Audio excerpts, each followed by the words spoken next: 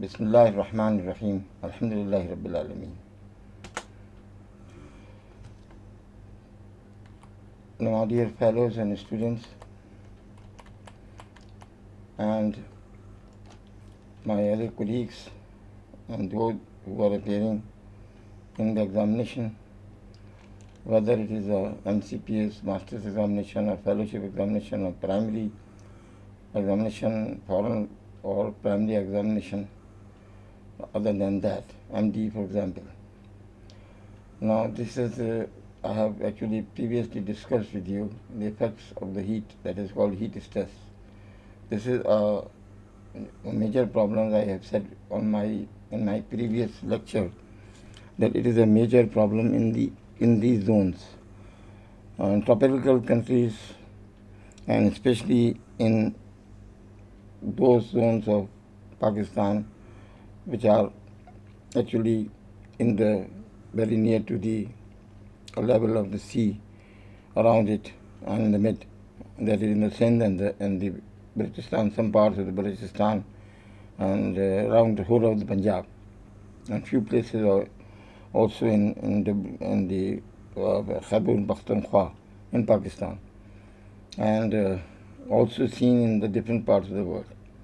Already said that in 2015 and 2017, and then other ways. Otherwise, there is definitely this is a big problem faced by the health department, that the patients they have affected badly with the heat waves, and the body cannot compensate it.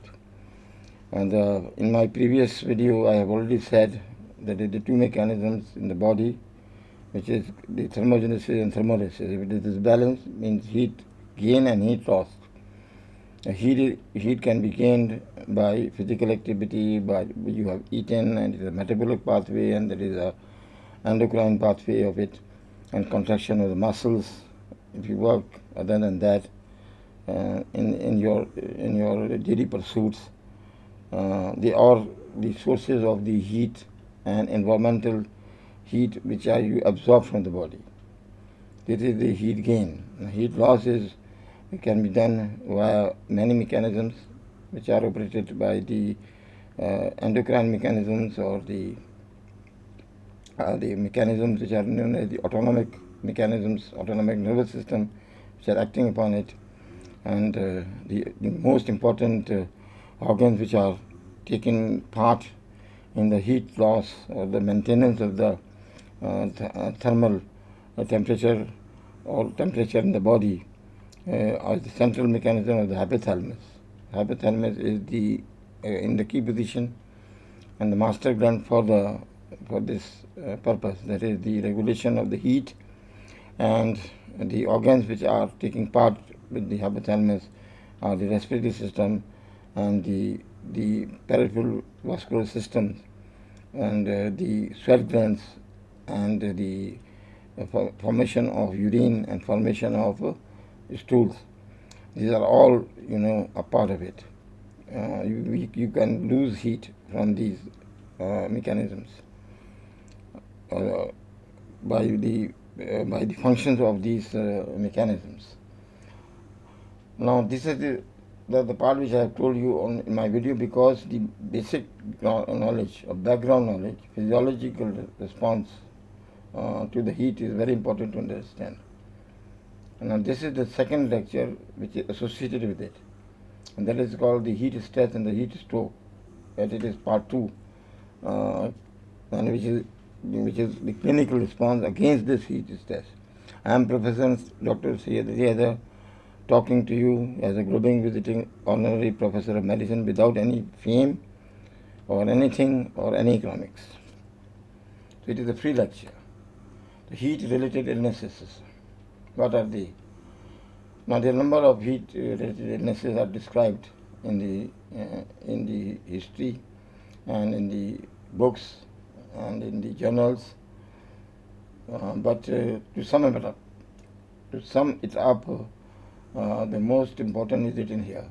That is, number 1 is heat edema. Number 2 is the prickly heat. Third is heat cramps, very common. Heat tetany, heat syncope, sunburn, heat exhaustion, heat stroke. Now, heat stroke may be of the many types. It may be classified. I will tell you. And this is the target actually problem which we face in the Karachi and in the Sindh and in the Punjab. Most of the part, this type of the thing. Actually, we miss these cases because we do not actually consider it. Actually, the thing is that differential diagnosis should be made. The clinical representation should be known to the medical officers so they can easily pick it up. They actually refer to the cases, to different specialties. They can manage themselves. Simple is that you should not be the victim of the heat stress, that's all. And manage it. This is the common man problem, and common man know, most of the common men know that how to defend against these heat stresses. They know because their fathers and mothers and ancestors told them how to combat it. For example, in Saudi Arabia, the Baddus, which are called in the deserts, they survive. They survive with the high heat, like 51, 52 degrees centigrade in the deserts, and they survive because their ancestors told them how to survive. Remember this one point which I want to tell you, that is a major part played by the chemical substance, you can say, played by the heat regulation is water, and it constitutes about 66% in the men and 55% in the women. Whether it is the internal, that is extracellular compartment, which is called the internal environment, or the intercellular. It may be intravascular or extravascular, I mean to say that. Whatever it is, the water is the main solvent or substance which is taking part in these mechanisms of the regulation of the heat.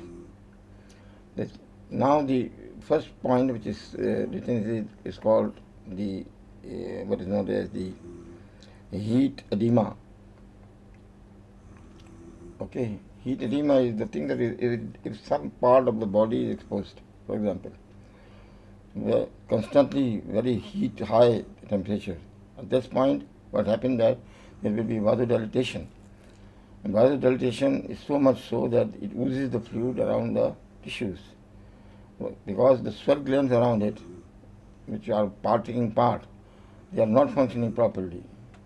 For example, somebody has got what is called as the putting the ointment or emollient and other things. They are blocking the sweat glands. Please do not use your peripheral parts to these type of substances and claiming that they are the heat ointment and against the heat and anti-heat creams and lotions, etc. But these will block the sweat glands, so that all the part which is affected, for example, my right upper limb is exposed to the heat constantly for 3 to 4 hours. There will be a severe vasodilatation in the response, and there is localized heat edema will be produced. The second the part which is here, which is called the transient heat fatigue. Now here is a general feeling of the tiredness. It is common among all persons.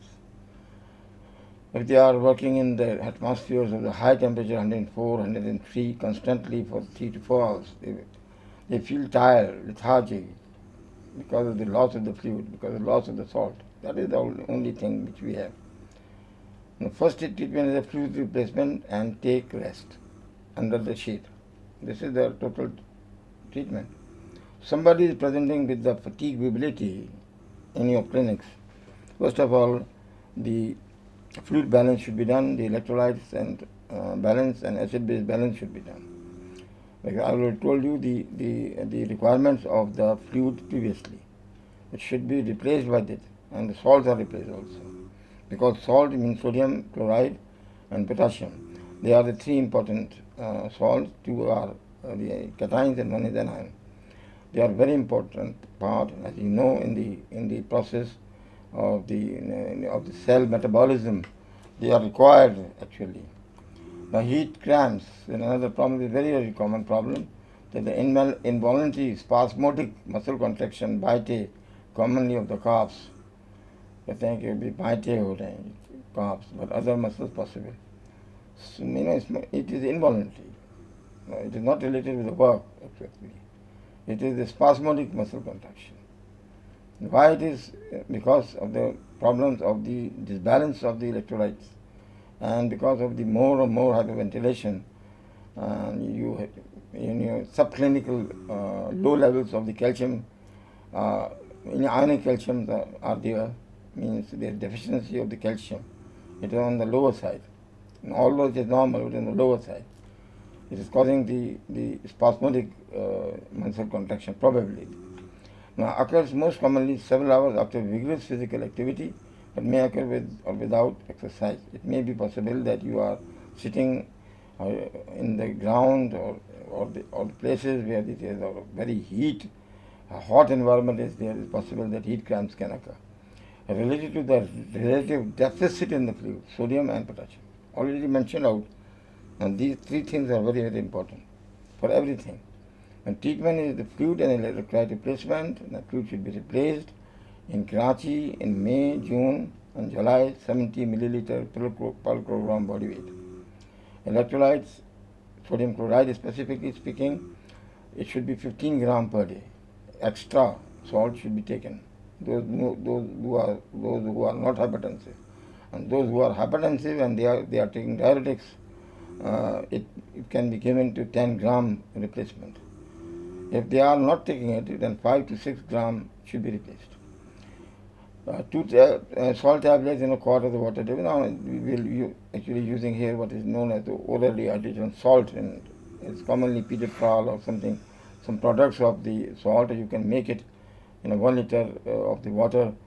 You will put the sugar about around, you can say 4 to 5 spoonfuls, and 2 spoonfuls of tablespoon, the teaspoon in 1 liter, and then you add another substance which in it, and that is the lemon, because lemon is a source of potassium.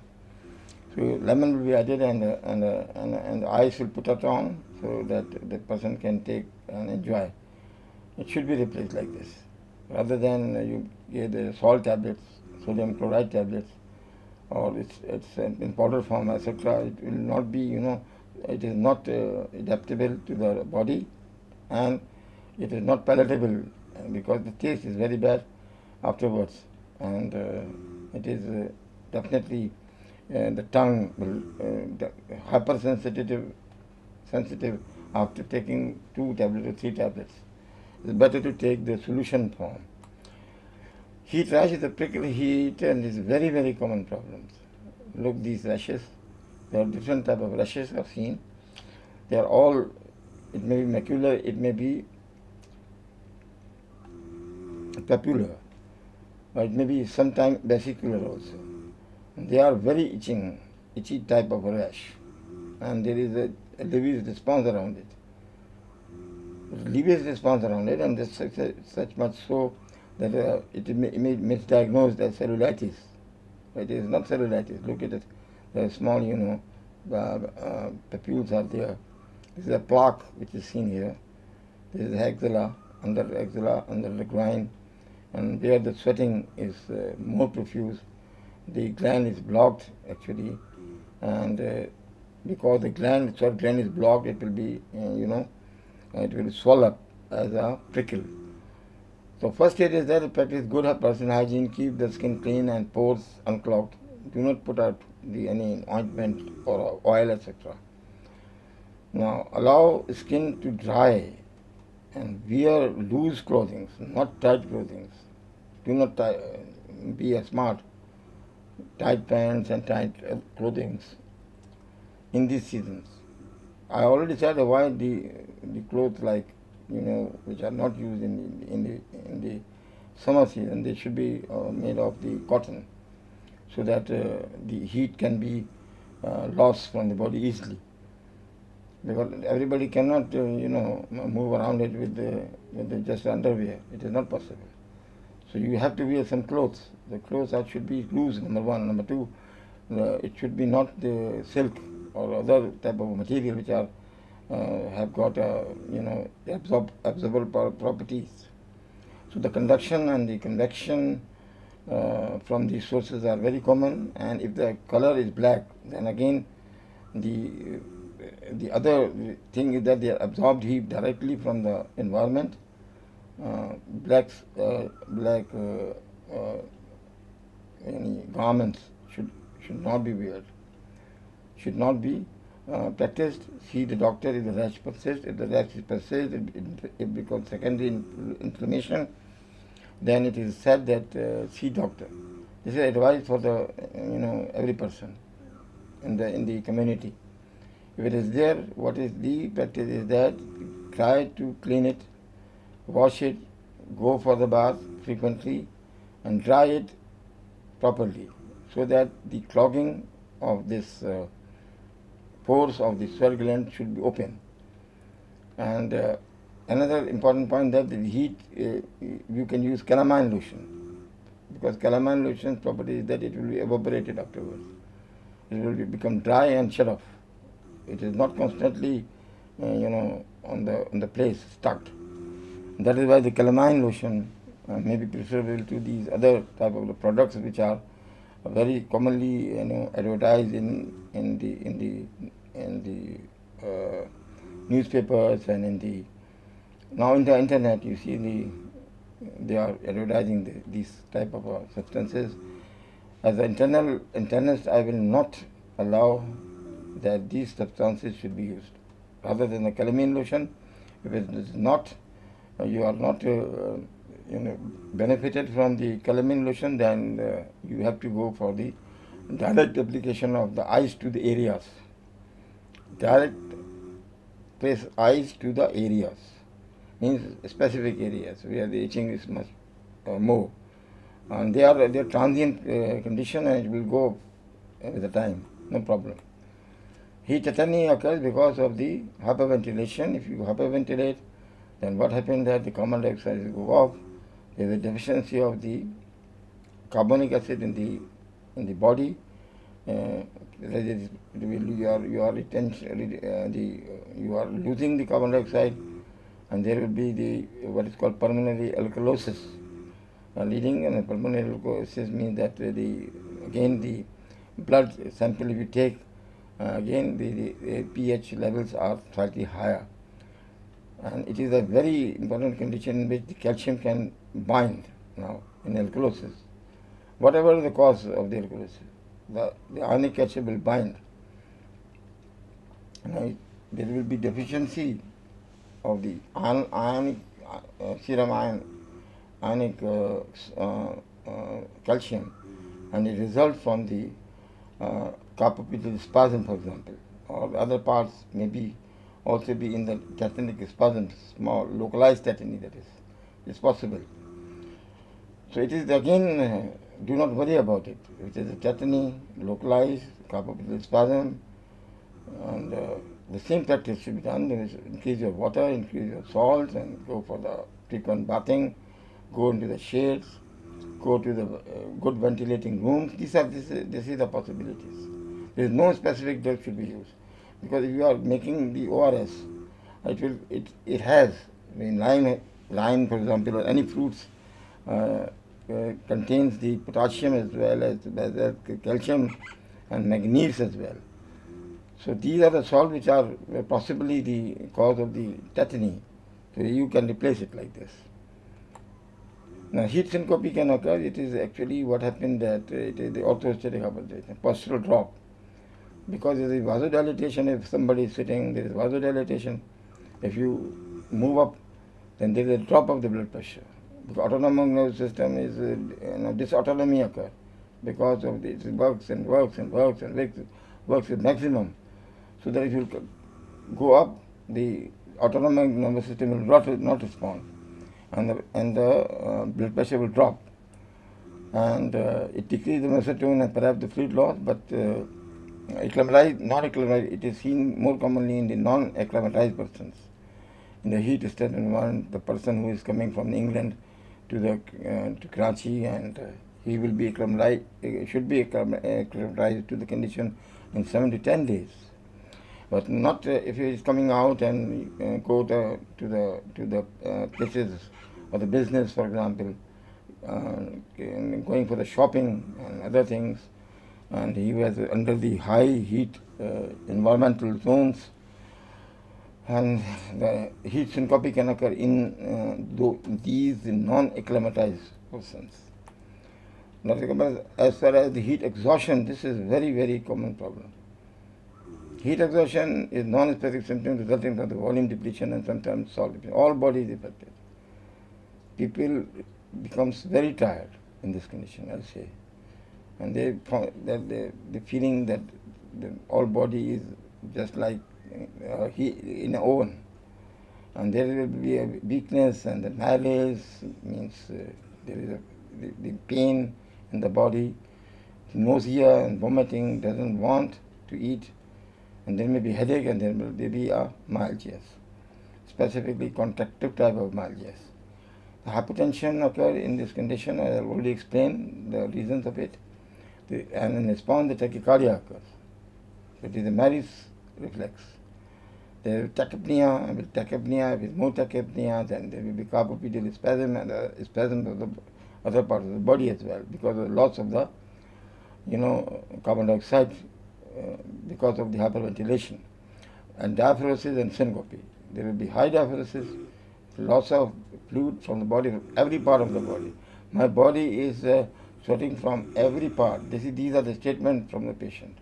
And the patient has got weakness and has got temperature range, maybe normal, maybe to 104, it may go up to 404, but without any other symptoms. The only weakness, there is malaise, and possibility of the BP drop, blood pressure will be dropped. The management of this heat exhaustion is this, that you have to replace the fluid and the salt, and specifically the diet should not be those diets which are causing higher BMR. For example, the what is it called as in our regions, the nihari and pai and halim, they are the very, very high fat content, and they burn it out like anything, and it will cause high temperature inside the body, and the core body temperature will be increased. So avoid to take these type of things. You take the fruits, you can take the ice creams, you can take the vegetables which are which are very, very common in the seasons. Seasonal, I mean to say, vegetables should be used. The yogurt, the milk, and it may be salty milk, it may be the lassi, which we call in our country, and it may be laban in other zones. They are very, very helpful. Now, in these persons, they should take baths frequently, and you can give the paracetamol for the symptomatic measures, but the other measures should be done: the fluid balance, the salt balance, the acid-base balance. Sunburn. Sunburn is those people who have got the whitish skin, and they are non-acclimatized usually, and their face these faces are reddish and very red. Exposed part of the body is involved. This part is not involved because there is a clothing. Half sleeve, he was wearing half sleeves, and this part is affected. It's just like a burn. It's a grade 1 burn. To move into the shade, to cover the minor burns with light clothing, frequent sips of water, cool water, cool the skin by sponging with the water applied after the sun. And sponging means tepid sponging. It's a tepid sponging. The temperature of the water, the running water is about 97 or 96. So it is helpful in these conditions. Tepid sponging. If it's not tepid sponging, the water is not moving. There is a high temperature. take the temperature of the water which you are using for the bath or other purposes. If it is more than 100 or 101, then you put ice in it to drop it to the 97 degree, not below than that. Because if it is 95 or 94, it will cause harm to the body. It will go for the vasoconstriction, which is then leading to the sunstroke. That's why we are avoiding the ice in the directly in the bath, in the bucket, directly putting the like this. No, frequent bathing should be done. And if stagnant water, you will pour the water and keep it up for a half an hour. It will become the temperature of the water will become 97, sorry, 98, and it is not harmful. Apply, you can apply it. The ice should be applied. It means indirect, not direct. It should apply to these affected areas, not direct. If you directly applying, it means that vasoconstriction will occur and it will harm the body. So it may be running water is possible, cold water is possible for the sponging purposes. Do not use the creams, etc., because it will clog the sweat glands. Now, heat exhaustion treatment I have already mentioned out to you.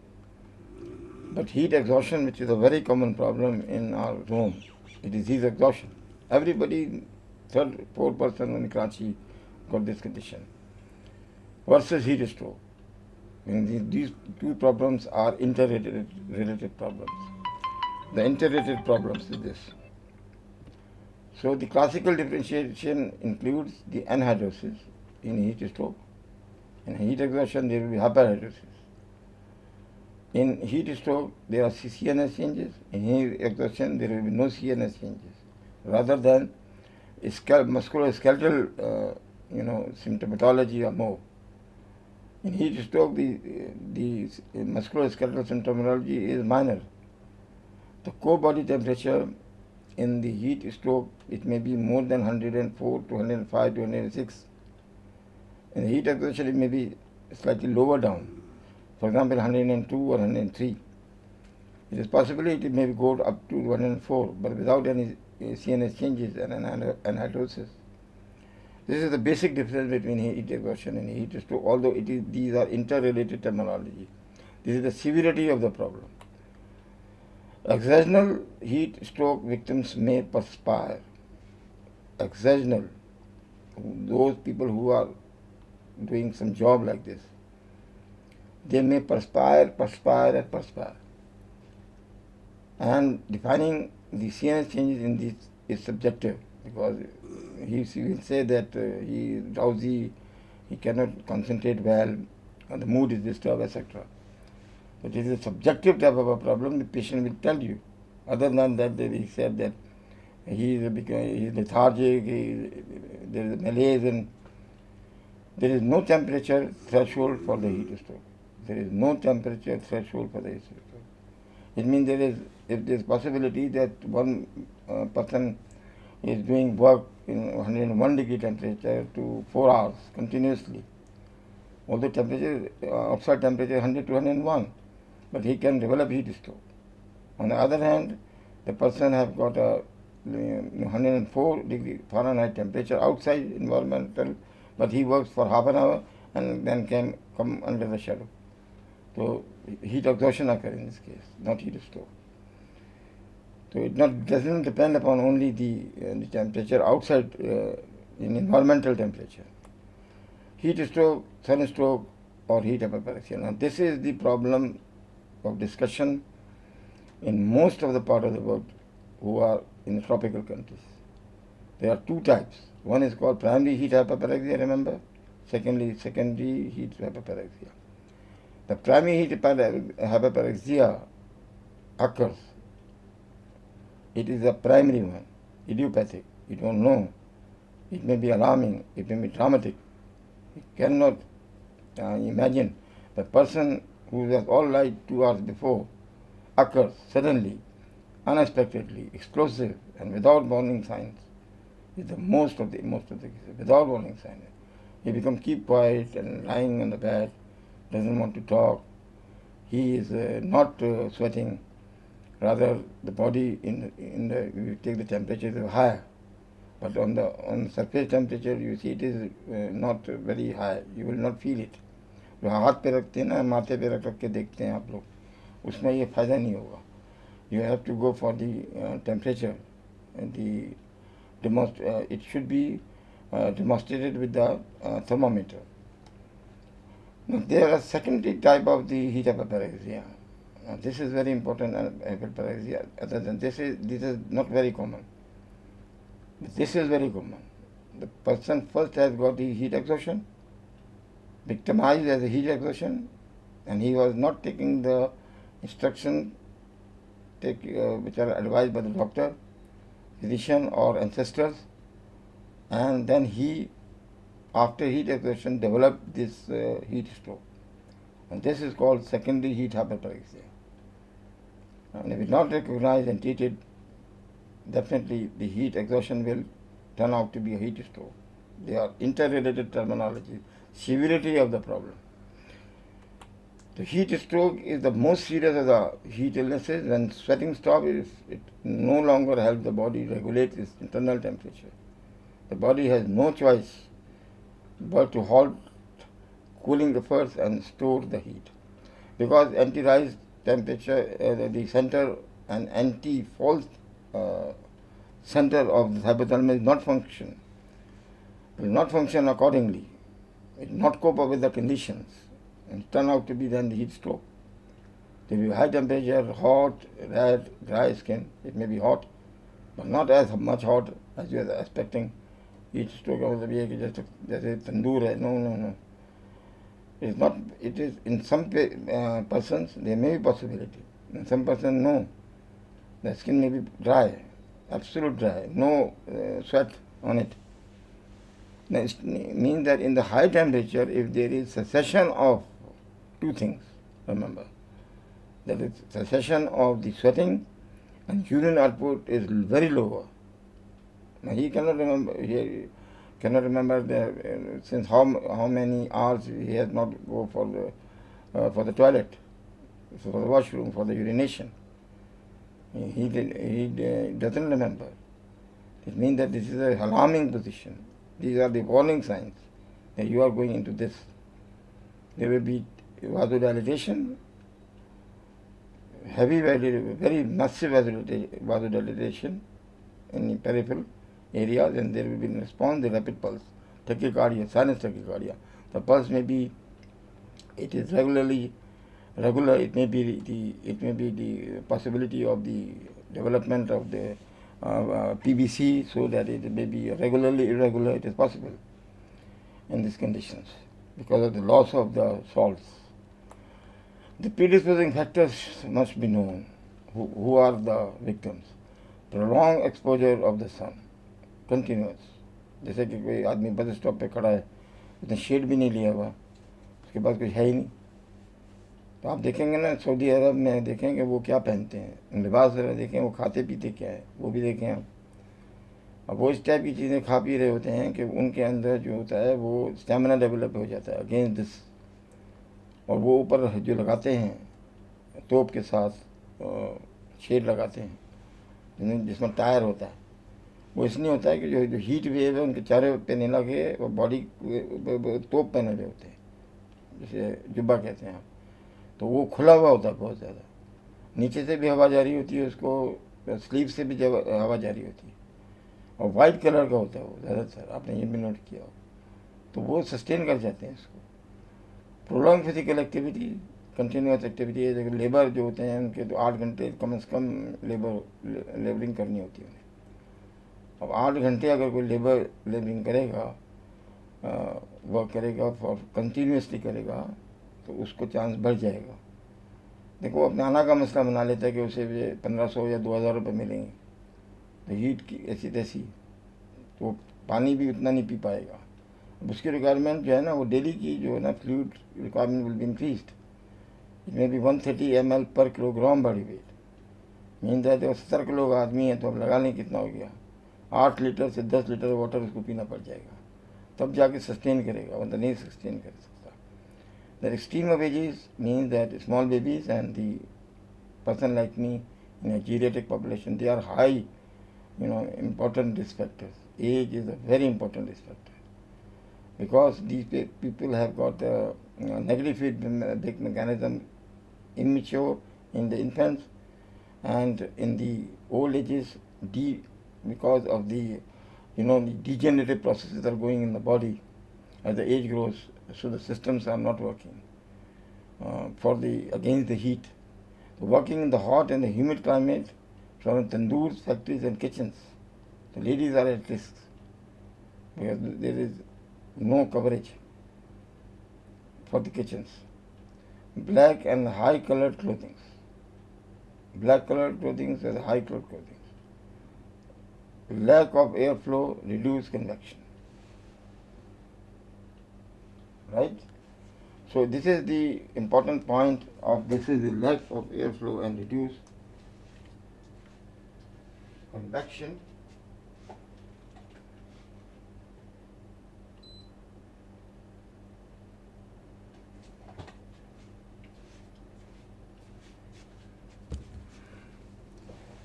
Reduce water and salt intake and high calorie diets.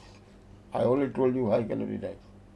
अंडे खा गया कोई, चार कोई निहारी खा रहा है, कोई पाई खा रहा है. गर्मी के मौसम में कराची में हर चीज़ एवरीथिंग इज़ अवेलेबल. वो एंजॉय कर रहा है, उन्हें कुछ नहीं होता. नहीं होता कैसे नहीं है, BMR आपका बढ़ जाएगा पीरियड से. तो इंटरनल बॉडी टेम्परेचर तो आप बढ़ा रहे हैं, तो वो तो ना बने ना ऐसा. रिस्क फैक्टर में डायबिटीज़ है, इम्यूनो कॉम्प्रोमाइज है, CCF है, एक्यूट एंड क्रॉनिक डायरिया के पेशेंट, हाइपोथायरॉयडिज्म के रिस्क फैक्टर है उसका. ड्रग्स डायरेटिक्स हैं, एंटीस्पाजमोटिक्स हैं, लैक्सेटिव्स हैं. वो ड्रग्स हैं जो कि न्यूरोलॉजी में इस्तेमाल की जाती हैं, साइकेट्रिक एंटीसाइकोटिक्स, वो डिस्टर्ब करती हैं. प्लीज़ इनके जो है डोज को कम करें. If it necessary to take, otherwise you will not give these drugs. इसके अलावा जो है ना, वो जो एंटी साइकोटिक ड्रग्स हैं वो डिस्टर्ब कर देती हैं तो सेंटर्स को, हाइपोथैलेमस के जो स्टिमुलेशन है, यानी एफरेंट और इफरेंट पाथवे, वो डिस्टर्ब हो जाती है.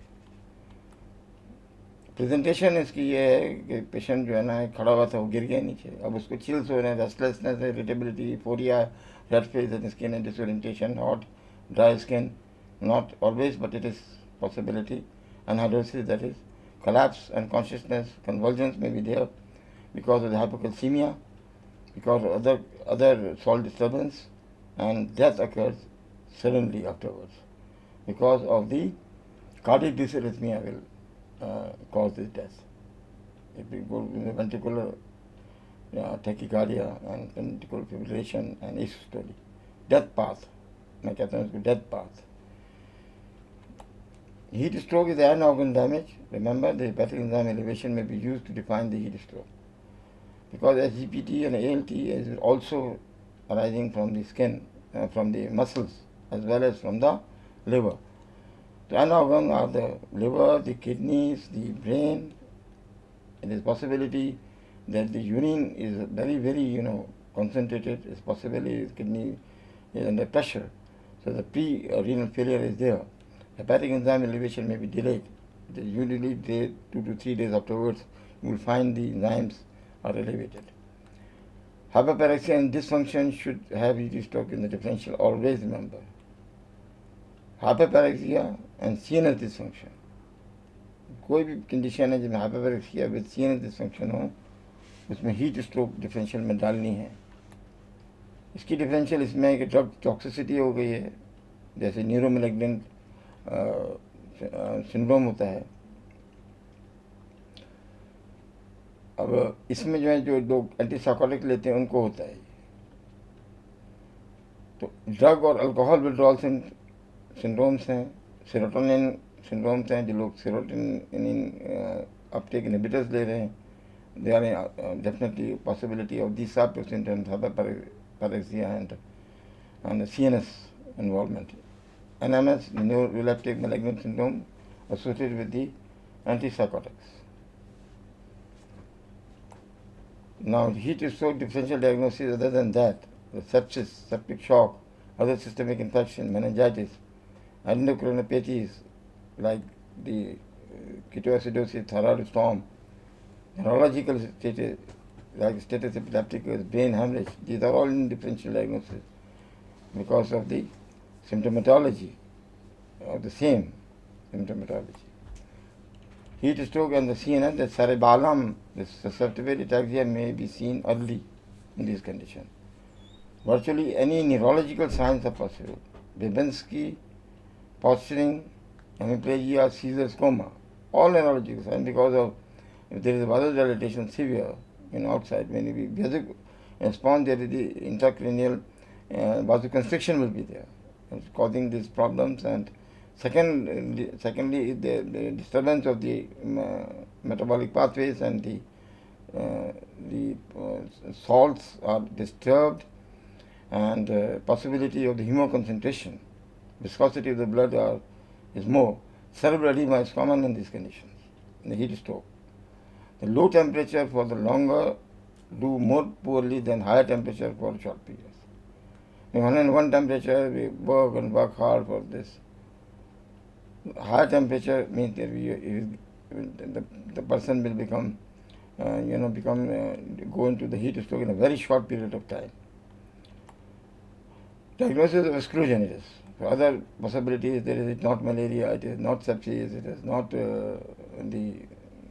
the other things, the CNS involvement, CNS diseases, meningitis, for example, pontine hemorrhage, neuromalagan syndrome. These are actually a slide which is showing the heat exhaustion symptoms and heat stroke symptoms. Both have got the same. Only one thing is adding here, it is the loss of the appetite, loss of sweating, less urination, very less urination. Patient become quiet. Here the patient is not quiet. He said that मेरी body टूट गई है, बिल्कुल ऐसा लगता है कि किसी ने मोड़ दिया, तोड़ दिया है, और वो परस्पायर कर रहा होता है. इसमें ये होता है कि आदमी खुद बताने के काबिल होता है, इसमें तो वो बता भी नहीं सकता आपको हो क्या रहा है, उसकी समझ में नहीं आ रहा होता. इसलिए अलार्मिंग कंडीशन होती है. मैनेजमेंट देखें, सीधी सीधी बात है. एयरवेज को, ABCD जो आप पढ़ते हैं, सर्कुलेशन को, और दूसरे मेजर्स आप इसमें कर देखते हैं. ज़्यादा ब्लड प्रेशर है, एयरवे है, और जो आप देखते हैं ब्रीदिंग, एयरवेज है, ब्रीदिंग है, कार्डियोवास्कुलर है, जो आप देखते हैं चीज़ें. ABCD ड्रग्स तो नहीं है, एक्सक्लूड करते हैं. अल्कोहलिज्म को, अल्कोहलिज्म के हाई रिस्क है. अदर्स हैं इसमें कॉजेज, जैसे मैंने बताया, उसको रूल आउट करते हैं. रिसिसिटेट करेंगे, fluid resuscitation, intravenous fluid should be replace in high speed. Exercise the organ damage, अगर लिवर फंक्शन कराना है LFT करा लें, रीनल फंक्शन कराना है तो blood urea and serum creatinine करा सकते हैं. वैसे तो इलेक्ट्रोलाइट्स आपको बता देंगे खुद ही, वो सारे के सारे डिस्टर्ब हो चुके होते हैं. And cooling is the frequent cooling, the tipper spongin, not applying the direct ice to the body. Evaporative immersion techniques, ice packing, hypothermic blankets are available, cold gastric lavage and cold peritoneal lavage. See the evaporative, that is you are doing the deeper sponging. Fans are on and there are packs of the cold water inside it. These parts are washed out frequently, these parts. I will say this part should also be involved. And towels are, in water, here are towels. And use a fan around it and elevate the feet, wet the body and clothes spray. Immersion in a deeper sponging. Rather, the तालाब वाला जो होते हैं या बाहर में जो swimming pool होते हैं उनके अंदर इमर्जन करें तो अच्छा है. अब डायरेक्टली अगर अंडर वाटर जाते हैं, आइस वाटर में आप करते हैं तो वाजो कंस्ट्रिक्शन हो जाएगा वहाँ पे. फिर एक मैकेनिज्म आपका नेगेटिव फीडबैक मैकेनिज्म में चला जाएगा. तो WHO को तो रिकमेंड नहीं करती कि आइस वाटर के अंदर छलांग लगा दो, बाल्टी में बर्फ़ डालो और उसके ऊपर डालो, बार बार नहाओ. नहीं, आप टेम्परेचर को लो करेंगे 97 तक, and then you will take bath. और अगर आप टब है तो टब का टेम्परेचर को डाउन करें, 97 तक रखें उसको. तो फिर ये जो है ना टिप उसमें बैठे रहें, हाफ आवर ये बैठे रहें तो ये आपके लिए सही हो जाएगा. ये शावर के नीचे आजकल तो शावर्स मौजूद हैं, उसको आप चला लें और वहाँ खड़े रहें बस। फिर 15 मिनट के बाद अंदर आ जाएँ रूम में, उसको कुंडी लगाएं, बिल्कुल नेकेड हालत में रहें और पंखा चला लें। वो ड्राई हो जाएगा थोड़ी देर के बाद, फिर जाएँ फिर नहा लें। वो बंदा जिसको मतलब स्टार्ट हुआ है प्रोसेस ख़ास तौर पे, उसके लिए यहाँ मैं बताना, आइस पैक्स जो लगाते हैं वो स्पेसिफिक प्लेसेस पे लगाते हैं यहाँ पर प्रॉब्लम ना दे, जैसे ग्रॉइंस है और आर्म पिट्स है, नेक के कुछ एरियाज है वहाँ पे लगाते हैं। अल्कोहलिक स्वाब्स भी लगाते हैं कुछ तो अल्कोहलिक स्वाब भी लगाते थे खासतौर पे पीडियाट्रिक वर्ल्ड में। कोल्ड गैस्ट्रिक लवाज भी कराते हैं कि इसमें जो है नेज़ोगेस्ट्रिक पास करके और कोल्ड वाटर जो है ना इसके अंदर बिल्कुल चिल्ड वाटर अंदर डालते हैं, इंटेस्टीन में डालते हैं। इंटेस्टीन से वो इंटेस्टीन बहुत इंपॉर्टेंट पार्ट है, उसका सरफेस एरिया बहुत ज़्यादा है, तो वो टेम्परेचर को डाउन करेगी, उसका टेम्परेचर नॉर्मलाइज होगा तो बॉडी का टेम्परेचर भी नॉर्मलाइज होगा। तो स्टेप 8 ये होता है कि इन्फ्यूज 200 to 300 ml एस्पिरेट करके और रिपीट करें, फिर डालें फिर निकालें। पेरिटोनियल लिवाज भी कर सकते हैं cold, saline is introduce into the abdomen through the incision, और इसी तरह से डालें फिर निकालें, डालें फिर निकालें। इसको कई मरतबा करें तो बॉडी बहुत बड़ा सरफेस एरिया है, शिरोजा, उससे डाउन हो जाएगा टेम्परेचर बॉडी का। Morbidity and mortality in the heat stroke, the end organ damages, muscular rhabdomyolysis, it will cause the creatine phosphokinase to rise, serum myoglobin to rise, shivering will be there, neurological में delirium है, seizures, coma, cerebral edema, death, ये central symptom जो है nervous, ये important है, याद रखिएगा। Cardiac arrest can occur because of the dysrhythmias, because of the dysrhythmia unexpected death path पे चला जाएगा। पल्मोनरी में एडीमा ARDS है, पहले एडीमा होगा पल्मोनरी, ये भी जो है ना रिस्पॉन्स कर रहा है बॉडी को against the problem and causing pulmonary oedema because of the heart failure. Heart failure है एडीमा पर यूज़ करेगा। इसके अलावा भी पल्मोनरी जो मैकेनिज्म में डिस्टर्ब कर दिया आपने उसका वास्कुलेचर को, शंटिंग ऑफ द ब्लड हो रही है दाएं बाएं, तो ARDS भी डेवलप हो सकता है, एक्यूट रेस्पिरेटरी डिस्ट्रेस सिंड्रोम जिसे आप कहते हैं। Renal myoglobinuria and acute renal failure, pre renal failure can occur. Gastrointestinal में जो है ना diarrhoea, hepatic failure, GI haemorrhage. अब इसमें जो है ना reactive type of diarrhoea, parenteral diarrhoea इसको कहते हैं, वो हो जाता है, हेपेटिक फेलियर पेशेंट चला जाता है, या एंड ऑर्गन डैमेज हो रहा है और GI हेमरेज शुरू हो जाते हैं वहाँ पे। तो इसके अंदर बहुत ज़बरदस्त किस्म का वाजो डायलिटेशन होता है, और इतना होता है कि वो जो वीनस डायलिटेशन फट जाता है, रप्चर हो जाता है, जैसे एसोफेजियल वेरेसाइज में होता है, जस्ट लाइक दिस। इसका एन ऑर्गन डैमेज, मोर्बिडिटी या मोर्टेलिटी के अंदर एन ऑर्गन डैमेज अभी मैंने बता दिया आपको, लिवर एट स्टेक है, किडनी एट स्टेक है, metabolic hypocalcaemia, hypernatraemia, hyperuricaemia, hyperkalaemia, hypokalaemia, etcetera, lactic acidity highly correlated with morbidity. अगर ये आ जाए, we are expecting hyponatraemia, hypernatraemia आ गया तो इसकी मोर्टेलिटी बढ़ जाएगी। इसीलिए इन कंडीशंस को निगाह रखनी पड़ती है, यानी आपको बार बार 4-4 घंटे बाद इलेक्ट्रोलाइट्स और यूरिया क्रिएटिनिन चेक करना होता है।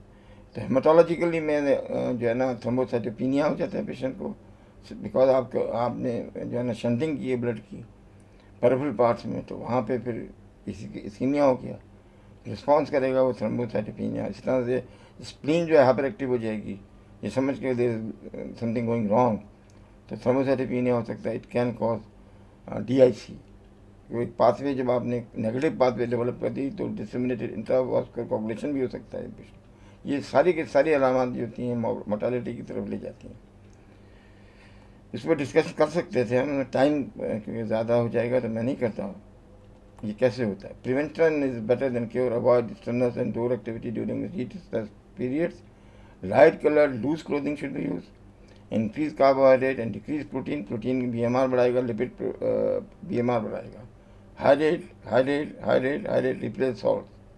Avoid alcohol, avoid the drugs. Antipsychotics की ड्रग्स अगर कोई ले रहा था उसकी डोज को लो करें, इस तरह आप प्रिवेंट कर सकते हैं। Do not take salt tablet rather than you will take the ORS solutions, oral dehydration salt. Avoid direct sun exposure, छतरी इस्तेमाल करें या तौलिया सर पे लेके चलें, उसको गीला कर लीजिए और सर पे रख लें। एंड यूज़ द शेड, कोशिश करें कि उन जगहों से ट्रैवल करें जहाँ पे शेड हो, कोशिश करें, try your best. Public prevention के लिए paid attention to the environmental condition, air conditioning होनी चाहिए इन आउटब्रेक्स में, एम्फेसाइज हाइड्रेशन कराएं। आजकल अपने कैंप्स लगे होते हैं, heat stroke camps in Karachi मुख्तलिफ जगहों पे मई से लेकर जून जुलाई तक लगे होते हैं।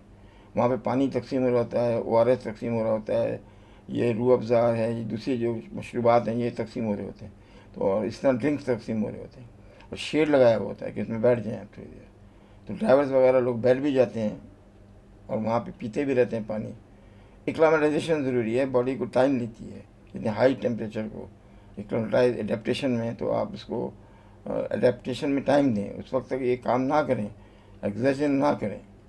8 से 7 दिन में हो जाती है, और अगर आप लोकल हैं तो 3-4 दिन में भी हो जाती है। एजुकेट पेरेंट्स, कोचेस एंड जो टीचर, जहाँ जहाँ भी जो स्पीकर्स हैं उनको बताएं कि ये तकरीरों में बताते रहें लोगों को, please replace fluid, please replace salt, and ये सारी चीज़ें जो मैंने बताई हैं।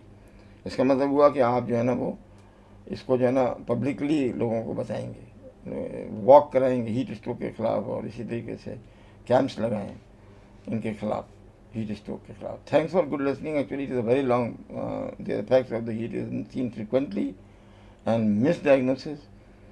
The lecture is prolonged because I have to explain the physiology and then the clinical aspect, covering all aspects of the heat stress.